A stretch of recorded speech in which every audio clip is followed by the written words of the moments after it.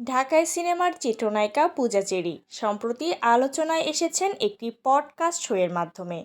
পডকাস্টে অংশ নিয়ে তিনি স্পষ্ট জানালেন, তিনি এখন আর সিঙ্গেল নন, বরং এনগেজড। একই সঙ্গে নিজের ভবিষ্যৎ সংসার জীবন নিয়ে আপোষহীন অবস্থানের কথা জানিয়েছেন এই চিত্রনায়িকা।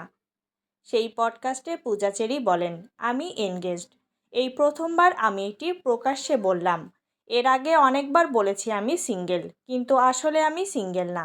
তবে এখনও আনুষ্ঠানিকভাবে আংটি বদলের মতো কিছু হয়নি। তার হবু জীবনসঙ্গী মিডিয়ার কেউ নন উল্লেখ করে পূজা বলেন, তিনি মিডিয়ার লোক নন, প্রশ্নই আসে না। আমি যে পেশায় আছি এই পেশার মানুষকে আমি বিশ্বাস করতে পারি না। পূজা তার ব্যক্তিজীবনের সংসারকে সর্বোচ্চ গুরুত্ব দেওয়ার কথা উল্লেখ করে বলেন, আমি একটি সাংসারিক মেয়ে হতে চাই। আমি চাই না আমার জীবনে ডিভোর্স নামের কোনো শব্দ আসুক। সংসার জীবন ঠিক রাখার জন্য প্রয়োজনে আমি মিডিয়াও ছেড়ে দিতে পারি। অভিনয় আমার শখ এবং ভালোবাসার জায়গা। এখানে আমারও আমার মায়ের অনেক স্ট্রাগল আছে, কিন্তু সংসার বাঁচানোর জন্য আমি এটি ছাড়তেও প্রস্তুত।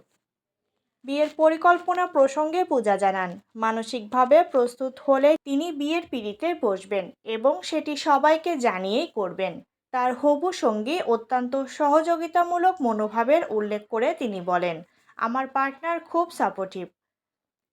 সে আমাকে বলেছে আমার যা করতে ইচ্ছা করবে আমি যেন সেটাই করি।